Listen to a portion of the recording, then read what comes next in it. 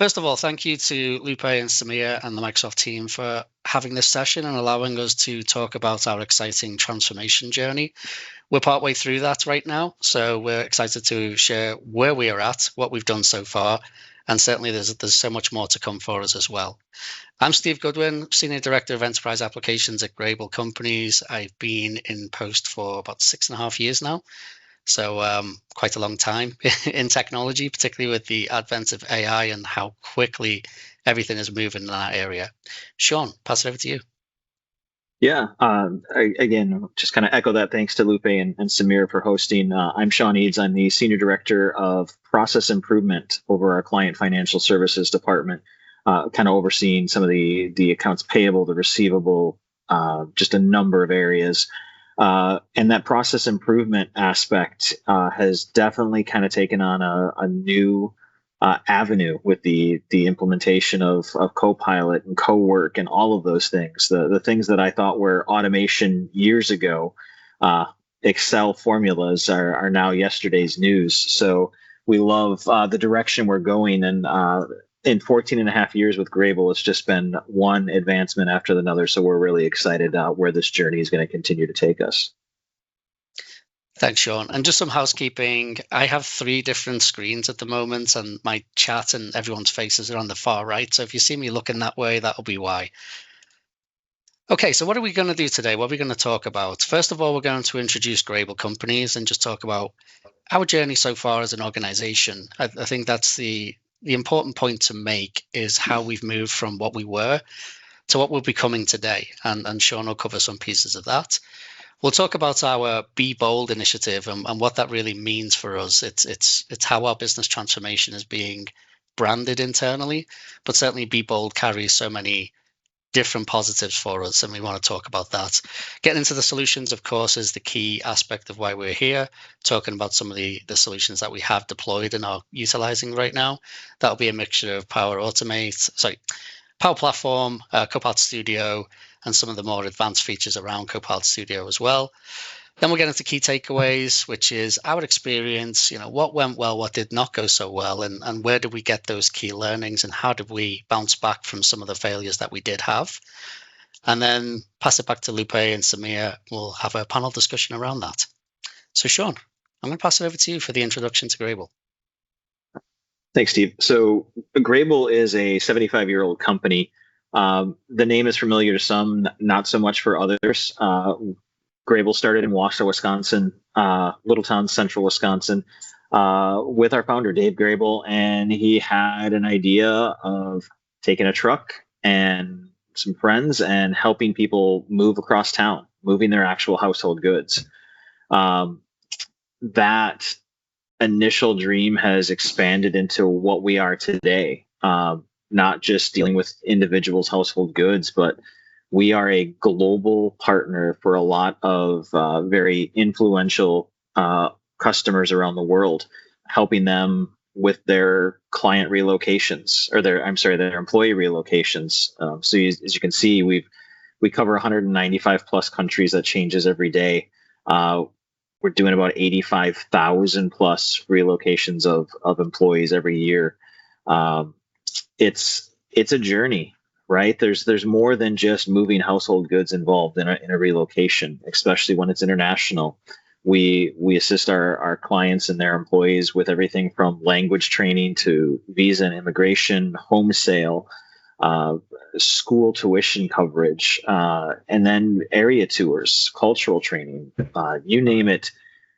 A move, if anyone's ever done it, is one of the most stressful things that you can do in your lifetime. And Graebel's goal, one of our goals, is to make that as least stressful as possible for you.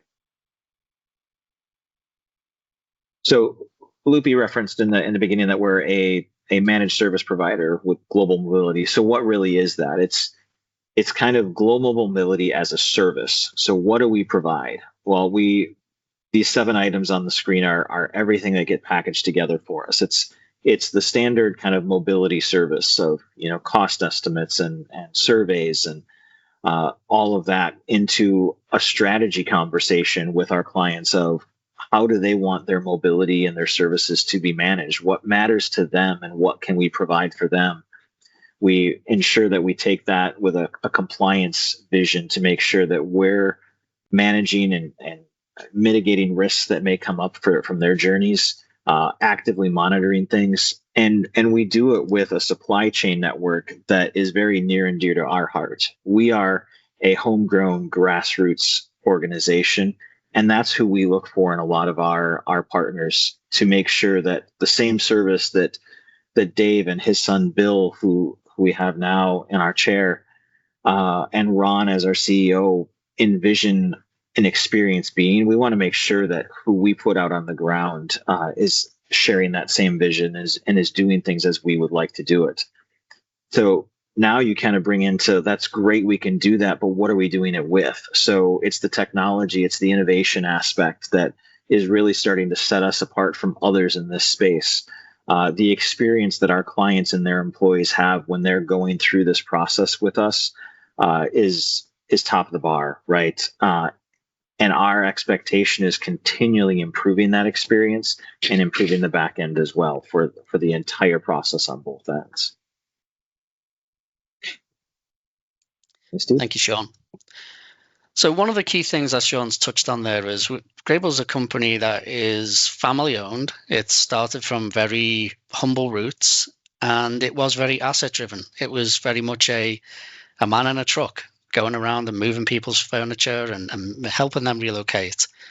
We fast forward 75 years now to where we are today, and we find ourselves in a position where the world has changed. And Graebel as a company has changed. Over time, we've diversified into different portfolios. We're attacking different marketplaces.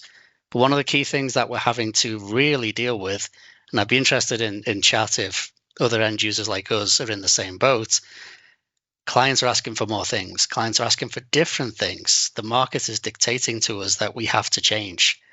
So what we have done as a company is started to really embrace that business transformation piece. We've been doing it for a while, but the injection of technology and the advancements of technology only accelerates that journey for us. And we're trying to make ourselves as frontier as possible, to use Microsoft's terminology, and really embrace that technology and take it into all of the experiences that we have. It really started with Ron Dunlap is our CEO, I should say. Started with Ron's initiative and challenge to the organization that we do have to be bold, that we need to look at different ways of doing things. The way we did it yesterday is not necessarily going to lead to success tomorrow. So that is something that we need to really embrace. And he's challenged the whole organization, not just the senior leadership, not just levels of management, everybody in the organization to be bold and to think differently and to challenge the way we do things, which I think is a really innovative approach and certainly lends itself to that frontier thinking as well. This is a short video from Ron, just explaining what that means for us. Right now, this industry is ripe with challenges. So that means it's ripe with opportunity. And that means being focused, having a clear strategy, understanding where you're going to go as an organization, having the right teammates to get there. That means challenging yourself and being bold and thinking outside the box, trying new things and not fearing failure, actually celebrating it. If you don't try, you'll never succeed. And I can tell you the greatest successes you have come with the greatest risks. If you're not willing to take them, you'll never have that great success story. So great words from Ron there, and that certainly is echoed across all of our leadership group as well. Everybody, as I mentioned, is being challenged to think differently. And we've started an initiative internally called Be Bold, which is very much a whole cultural shift for us because we haven't really done that before. Anyone who's been in an IT team before will know that you get lists and lists and lists of requests. And you can only do so much to change and to make those things relevant. So with this, we're trying to really push some of that power back into the organization. You know, Sean is a great example of that. His role is continuous improvement, but he's now got tools that 5 years ago, Sean, you would never have. Let's be honest about that. And Sean's doing great things with it, you know, and he's able to just run with a little bit of IT overhead, of course, and making sure that we've got the right governance structures in play. But Sean's able to go and do things in his area and make changes that are improving the way that we work. greatly in his domain. So that's the type of initiative, that's the type of cultural impact we want to see more of across our organization. And we're doing it through Microsoft's Frontier framework as well. Anyone who's seen that before will know that the 4 quadrants on the screen are very much the way Microsoft have approached how you do AI, how you do business transformation.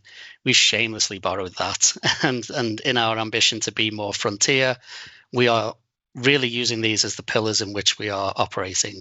So everything we touch is, are we improving the employee experience? Are we making life easier for our people to perform the duties we're asking them to do? Are we reinventing the customer engagement process? Are we making sure that people are getting that personal experience, that it is hyper personalized to them, that it is successful, and that they do leave us with a sense of greater satisfaction? Are we reshaping our business processes? We are a company of massive manual processes and backlogs in what we deal with, and the way we've done it in the past, again, is not going to be the success that carries us forward. So challenging that thinking, why do we do everything the way we do it? Why have we got so many manual processes that people take a long time to do? Can we bring technology in to change that and make that more seamless for us? And then lastly, bending the curve on innovation. That is the key piece around Be Bold. How do we get that creative problem solving as a signal from the organization that it isn't just coming from the IT team, or it isn't coming from the senior leadership group? And again, to go back to Ron on this, he has said on numerous occasions, the greatest ideas for how this company is going to work in the future are going to come from people lower down the organization. They're not going to come from the C-suite. It's going to be someone who is working in these business processes, who is in the trenches every day, is going to be the person who comes up with the best ideas on how we can do things differently. So that's just a glimpse into what we are as a company aiming for. And this whole mantra around Be Bold is certainly, it's taken over a lot of our thinking internally, and it's how we're trying to position our company moving forward. Sean, over to you. And just thanks, Steve. Just to expand on a couple of things that Steve said, we have manual processes. So I've said I've been with the company 14 and a half years. When I started, there were paper timesheets that were put on my desk that I had to audit by hand and then manually key into a system. At that point, we didn't even necessarily have imaging to compile that stuff. So 14 years ago, we were doing things manually compared to how we're doing them today. I can't even think as to how they were done 75 years ago, right? And the other aspect that really grabs me from what Ron said is the failure aspect. So some of the things that you're going to see, we didn't create immediately and have wonderful success at them, right? We failed fast. That's the key, right? Have a be bold idea and don't be afraid. Somebody had it in the chat of feel the fear and do it anyway. Make sure you fail so that you can learn. And that failure, especially if you're doing it at a leader level, helps empower your frontline people to realize it's okay to make mistakes and it's okay to challenge the normal, right? We don't ever want to hear though, well, that's how we've always done it. If we have that idea, that we're never going to move forward with some of these things. So the other aspect about those be bold ideas is AI is the buzzword, right? Everyone wants AI, but not every solution is AI. It doesn't have to be, right? Agents have a place, but they're not needed for everything. So a couple of the things that we'll kind of show you on the screen now are things that I've built as a citizen developer. I'm not IT. I have an accounting background, but I had a curiosity to do things differently and provide an opportunity for my team to be more efficient. So kind of hearing the background of what Graebel is, you can imagine the number of invoices that we get from suppliers on a regular basis. And if it's tied to those services have to be compliant with what our clients need from regulatory purposes, tax guidelines, just their internal HR policies, there's an opportunity for things to be incorrect on those invoices. And those invoices sometimes need to be rejected back to the supplier. So one of the first things that you'll see here is actually a process built entirely in Power Platform right now that's the team is finishing up testing on. and we hope to deploy probably in the next couple of weeks, maybe a month. Steve, if you want to play the video, I'll kind of narrate over the top of it. So we're looking at D365, Dynamics 365 finance operations, pending vendor invoices. So the one highlighted on the screen we'll use as an example. Something was wrong with the invoice when we received it, so we need to reject that invoice. The process that the teams do today is very manual. Not sure it's playing anymore, Steve. There we go. It's a very manual process. So what we built is a Microsoft form that allows them to identify the reasons why that invoice needs to be rejected. And we've used standardization. There's very specific reasons that could be selected for that rejection, whether it's externally back to the supplier. It could be internally. Maybe we've just allocated it wrong in our system through automation. The analyst populates a few other pieces of information, who should get the rejection notification, and then where inside Dynamics it exists from a legal entity perspective, identifying the invoice number, the line reference, and then having the opportunity to add some additional comments. So once they take the time to fill this out, which is about 30 seconds, they'll hit submit, and then all the magic happens. So what we'll see is that there are a few things that will happen. They get the notification that the response was submitted. Power Automate flow begins to execute. We can monitor that as it comes through. Notice that it's running. You'll see the history of the duration on there. Most of them are, 30, 40 seconds, maybe a minute. That's all the time it takes for the entire automation to run. And that automation will do a few things. It will go into Dynamics, into that vendor invoice record, and it will standardize an on-hold reason within the record so that it makes it easier for us to report. It identifies who did the rejection, the date, external, all of the reasons that they selected. It places the invoice itself on hold so it can't be processed. It updates who was the person that was kind of doing that rejection and identifies that it's rejected. It also generates an email that then gets attached to that vendor invoice record so that we have an audit trail. We have confirmation of this invoice was rejected and an email notification was sent out to that supplier, giving them the information of the invoice, the reasons, and what to do if they're submitting a correction, all noting that this is an automated generated email so that they don't reply directly to that. And then we go into SharePoint in that same process and we create an entry that logs that rejection so that we have a history of all of those rejections using that information. So Steve, if you want to pause it for 1 sec. So that whole process, it took me longer to explain it than it actually takes for it to run. But for someone to do that manually, depending on the complexities of that invoice, is an 8 to 12 minute process. Creating an email, generating a separate rejection letter, updating Dynamics, sending it out, updating a log. So we've essentially reduced on average, a 10-minute process down to 30 seconds. This next one is also kind of related to vendor invoices. So hundreds, thousands of invoices come in daily, and our suppliers want to know where it's at in the system. So we ask them to send us an aging statement on a monthly basis. So we've got some mocked up data here with a number of records. And if anyone's ever received a supplier statement, you'll know that it's not consistent across your entire network.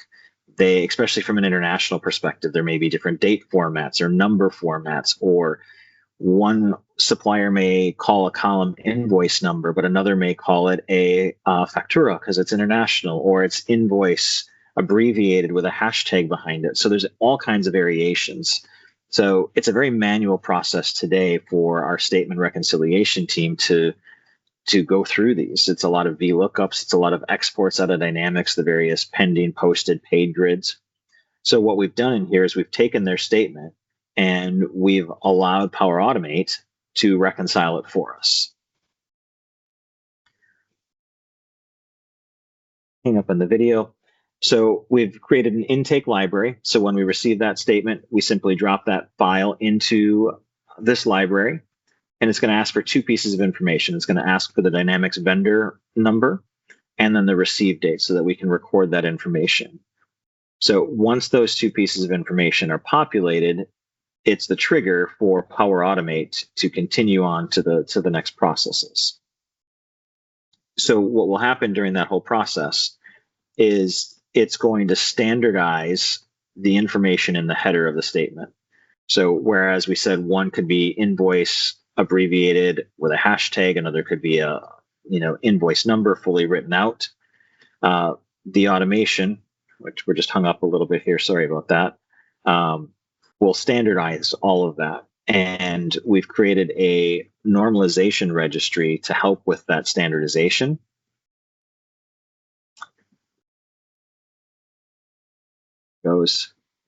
So we'll just let the video catch up just a tad.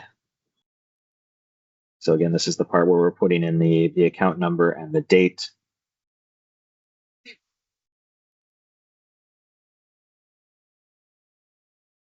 The automation will trigger based off of that entry.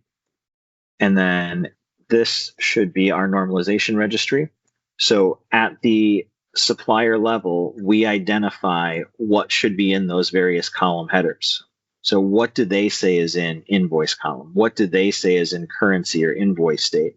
It allows us to identify if their dates are European format, if the numbers are European format, or if their statement is broken up into sections with multi-currency.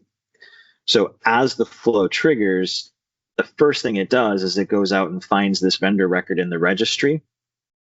If it can't find it, we get an email basically saying, hey, you don't have this one set up yet. We can't do that reconciliation, and provides a link back to the file, a link to the SOP for us to do the correction, and a link to the registry. All things being good, the automation then continues and does a number of queries directly into Dynamics and standardizing things like the invoice number, which may come across with spaces, hashtags, special characters, as you can see in the various cells in the slide right now. And it does that normalization of the records in D365 as well. So we're comparing apples to apples. Once all the reconciliation is done, it creates an original statement in a supplier folder and then a reconciled statement. So the original is exactly what they sent us so that we have proof of that original. And then the reconciled statement is in a completely different format that we've standardized across the board. So what we give out to our suppliers is easier for us to digest.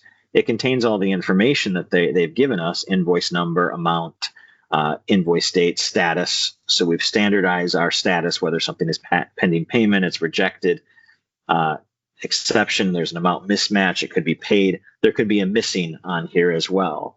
And as this is pulled in, it includes the D365 on hold reason to why it was rejected, if that was the case, or it shows the paid date, the paid amounts, currency, so on and so forth. Also identifies via conditional formatting if something is extremely aged on that statement. And this ultimately is what our statement analysts get via an email notification.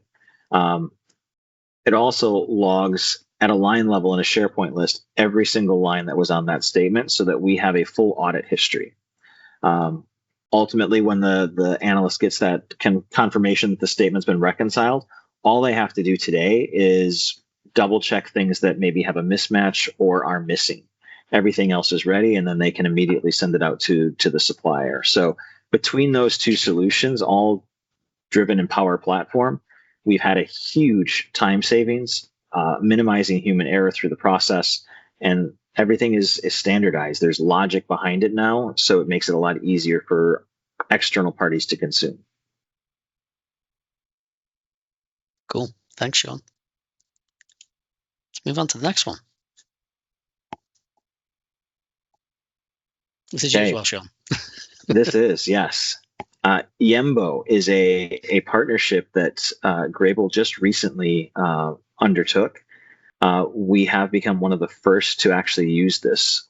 So if we think about the initial part of Graebel of moving somebody's household goods, as things are being packed, is there a possibility that something gets dinged, something gets broken in transit or in placement?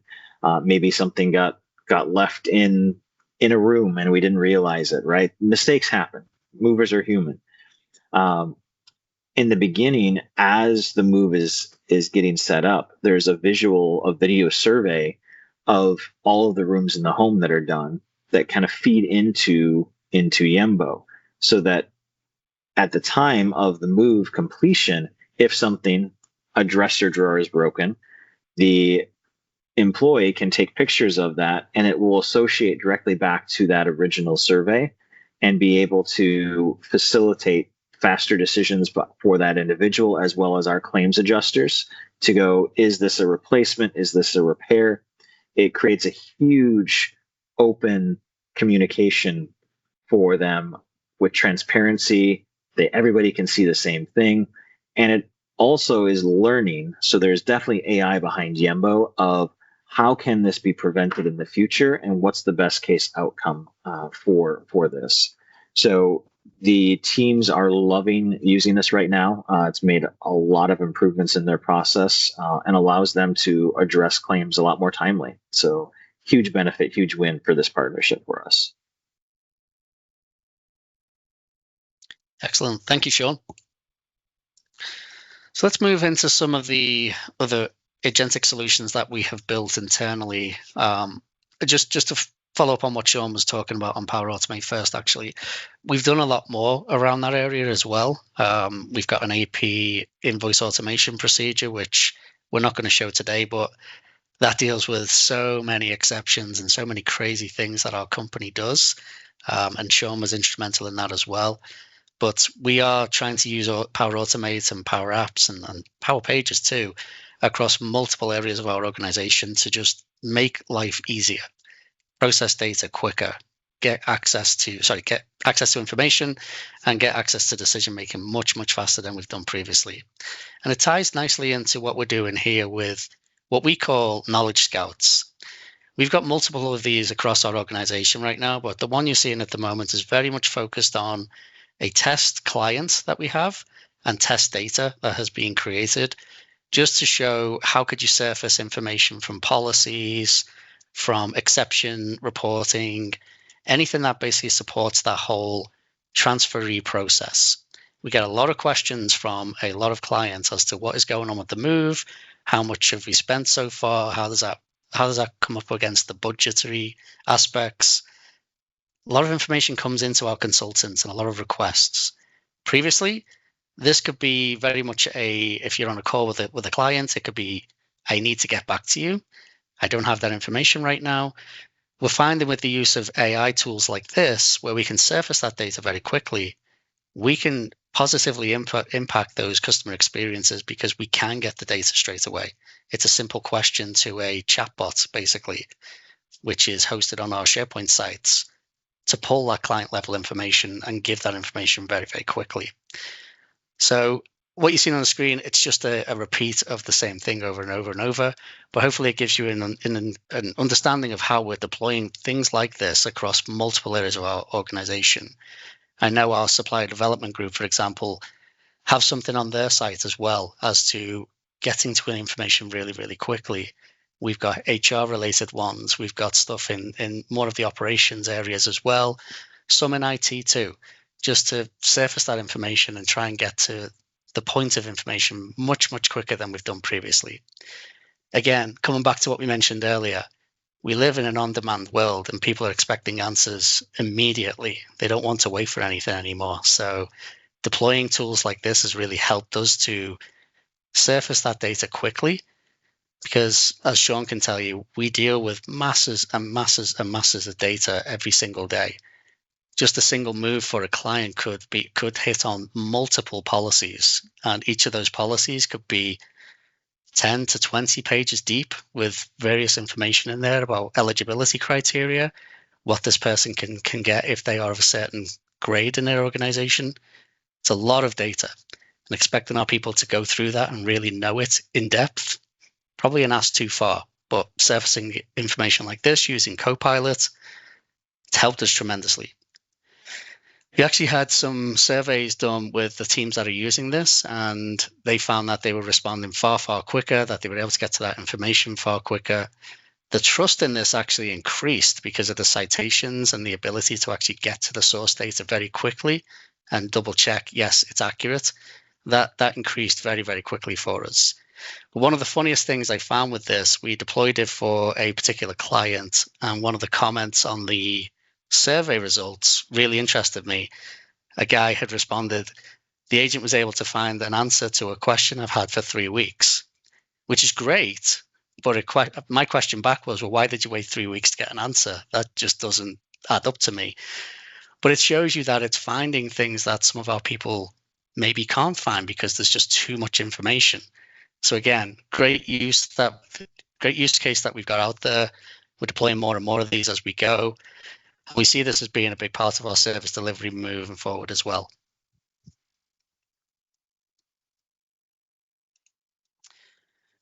Moving on to the next one, which is our request for proposal agent. So we have built this with our partner Get AI, and they've really helped us to tap into that more heavy duty pro code solutioning using the Azure framework. So this is using, I think it's based on Claude now. Did start off on OpenAI models, but we migrated over to Claude because we just felt it was giving us a better experience. But the technology around this is great, and certainly Get AI have helped us to broach that quicker. You know, that learning curve is pretty steep if you're trying to do this on your own and you don't have much experience. So having a vendor like Get AI, or a partner, I should say, like Get AI, help us on this journey has really accelerated our use and adoption of some of these tools. But what is this? For us, requests for proposals are a very commonplace activity. We get over 100 of them every year. They come from various clients from various industries, and every single one of them is very detailed. You're talking hundreds and hundreds of questions that need to be answered, and they cross multiple domains. It's not just about service delivery. It can be about financial strength. It can be about information security policies. It certainly is of late. How do we handle AI? How does it handle data? What provisions you have in place? You get the point. It crosses multiple areas of our organization: finance, IT, operations. Everybody gets a piece of this. And the way we've been doing it previously is very much we receive a tender response or a request for proposal. We will farm that out to multiple people to say, help us answer these questions. Yes, we will leverage what we've done previously on other RFPs if they are within industry or very much within a similar mindset to the RFP that we have open. But it's a lot of time spent. And the other piece around this is we normally have very, very tight deadlines to go and respond to this. And obviously, as an organization, we want to put our best foot forward. We want to make sure that we answer everything as best as we can to give ourselves the best opportunity of winning that business. But it takes up a lot of time, and a lot of our people do not have that time either. Got a lot of other things to do. So what we've deployed here, and I'll just kick this video actually while we talk through it. What we've deployed here is a tender agent that takes care of that for us. It's designed to create that first draft and move our people away from creating information and filling out questions to reviewing what the agent has done for us based on historic data, based on prior RFPs, based on industry knowledge, based on searches that it's done, and the ability that it can compile all of this information and really complete these questions for us. You can see on screen, it starts with SharePoint. It goes through all of the different formatting that is there. It is linked to AI Foundry. We are utilizing multiple models to push this through and use content understanding. The real benefit of this is it's a chat interface.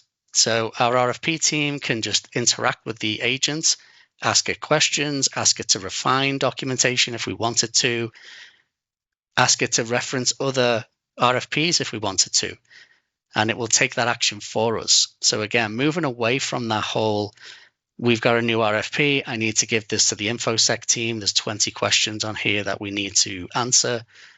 Instead, now we can say the 20 questions have been populated. It's now a verification of, is the information correct? Is there anything we want to add to it? And that's a huge game changer for us. The ability to get this done quickly, the speed at which we can respond, it's huge. You can see here, it's going back and saying, please recreate the response for question 2 and reference something else, which it didn't do before. So really, really powerful. You can see the level of the information that it's putting together. Anyone who's worked with chatbots before or AI in general, which I'm sure is everyone on this call, it gives you good information. It's how we want to provide that information and present it back to the client that is important. It's recommending a SME review here, which is great because, again, it gives us that targeted information to say there's something more that needs to be done. But this is a huge help for all of us who are involved in these processes.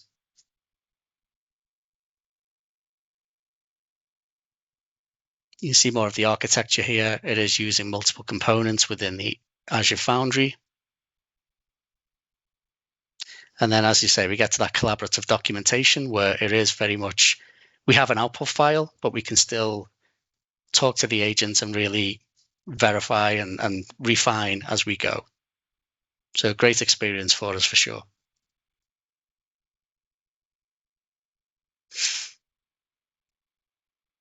And one of the things that we found really interesting with this is the ability for it to take information from different industries and apply it. So we may get an RFP that is from a company who are very sustainability focused. We can actually have the tone of the RFP created with sustainability as the number one priority. Just ask the agent to really infuse that throughout, which is, again, if you're doing that manually, it can be difficult. But having AI generate that first draft for you is super, super powerful. So that's the first of the more what we call the pro code solutions here. The other one is one we're very proud of. I think Graebel are one of, if not the first company to deploy computer use agents with Microsoft, in the US at least. And we're using this to supplement a very heavy manual effort right now. So we work with a legacy system that doesn't really have modern integration capability, and it is difficult to work with. And we've had a lot of people undertaking manual processes for the creation of what we call service orders, which is effectively an instruction to our supply chain base to perform services on behalf of our clients. It's all managed through this one legacy system. Again, our people are manually keying this data in, or certainly were until we put this solution in play. Manually keying that data in, there's the opportunity for failures in there. You know, everybody gets something wrong every now and then. We can get incorrect information going in there, requires further review, etc., etc. But the biggest part of this is the volume. We can deal with over 150,000 service orders per annum across multiple clients with multiple suppliers attached to them. It's a lot of manual work, and the accuracy around it is very important. So what we chose to do here, with the guidance of Get AI again and the support of Get AI in building this solution, we deployed what we call our service order agent. So let's take a look at this one. So our existing process starts with a trigger from Outlook, which will pick up Power Automate and move that information into a solution with the agent. From there, we use content understanding to scrub that data and get it over to CUA, computer use agents. You can see on the right-hand side of the screen, it performs the steps that an individual will perform based on an instruction set configured with natural language. So everything that it does, it logs into the VM, it logs into our legacy system, it performs the exact same steps that a user would in creating a new entry, what we call an APRO. It will create that new service order structure. It will go through the screen using the instruction set and using the information it's provided from the email, and it will start to populate all that information directly into the legacy system. Once it's done all that, the most important part for us is the human in the loop content here. So the agent will spit out what it's done over email to say, performed all the duties, I was able to get 90% of it done. Here's the piece that I was not able to complete. Or it'll give you a full success and just say everything's been completed. It will also put all of that information into the legacy system. So we actually have a shell that can be sent directly to the supplier that we're going to issue this to. But we have not taken that step of allowing the agent to make those decisions for us. It's very much a data population effort for us right now. We have multiple different types of service order, which have different structures, different areas within the system that it will contact. But the computer use agent is taking all of that manual effort away and really populating this information for us, which is a huge win for us. And it comes back to how are we deploying our resources? Can we take away the transactional elements and focus them more on client interactions and helping to improve that client experience? So really cool technology. It's been a tremendous help to us. So that's the end of the demos that we wanted to cover. We do have other ones that we, as I mentioned earlier, multiple applications of Power Automate and more of the Power Platform across our organization. We are doing more and more with agents every single day. But we did want to talk a little bit about where we see this going, some of the problems that we've had, and I'll pass it over to Sean to take us through the key takeaways. Yeah, thanks, Steve. That first key takeaway is critical. Your AI is only as smart as your data. So we did not just create these solutions one day when we woke up and they worked perfectly, right? AI is only good as the data you have. So we have gone through a lengthy period of time where we've had our departments and key stakeholders go and look at the data that we have, make sure that it's not in 4 different places and with different file names. So we've done a data cleanup effort, which is really one of the first steps in the journey, right? You have to have that clean data because the AI is only good as what you have. So if you've got bad data in, you're going to get it out as well. So, yeah, if I can add a point there, Sean. Yeah. Sorry to interrupt.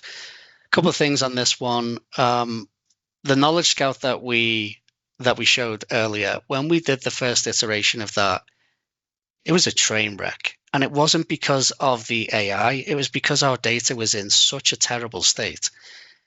What it led us to believe, though, what it led us to realize is AI is great at exposing where you are weak. So we were able to build that muscle and really say, how do we do this in other areas and clean up our SharePoint sites? You know, I'm sure there's multiple people on this call who have this right now. Anyone in your organization have folders that say do not use? Well, the AI is seeing those things. You know, archive, great. Let's put it somewhere else where the agent doesn't need to see it, or let's go into SharePoint and turn those things off so that the agent doesn't see it. But we had a lot of that. You know, let's just plug it in, it'll work. Yes, it will work to an extent, but it'll start to expose where you've got problems, which is good and bad. You know, if you don't want to know where the problems are, then don't deploy it. But if you do, you best go and fix that to make this usable. The other thing that we've done as well, which we weren't going to touch on today, but Data Lakehouse is one of our major projects that is coming to a close right now.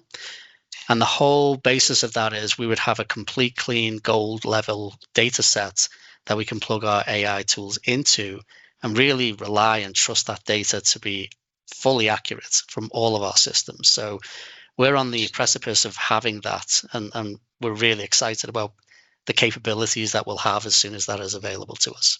Sorry, Sean. No, that's okay. And I'll wrap up quick because Lupe's playing the get off the stage music for me. But you know, all of this that we've shown has taken time, right? And it's all with the backstory of AI is so the frontline story of everything that it's changing every day, right? We've had conversations with Microsoft of, hey, this is what's coming next, but it'll change tomorrow, right? So making sure you start to develop an idea of what you really want to accomplish and then finding a partner to help you with it, and internally grow it, and making sure that you've got governance, right? The data is key, but also governance. If you just give AI to everybody in your team, who knows what's going to come out, right? So make sure that you've got those controls. And then finally, which is probably the most important takeaway, is AI is no good, or automation is no good, unless you've got the people behind it that understand the processes, that support the implementation. So combining people and purpose with AI is how you're really going to achieve success. So We appreciate the time. Thank you for that. And Lupe, it's all yours. Thank you so much, Sean and Steve from Graebel, for sharing your AI journey and the real-world innovation stories here with us at CAT AI webinar audience.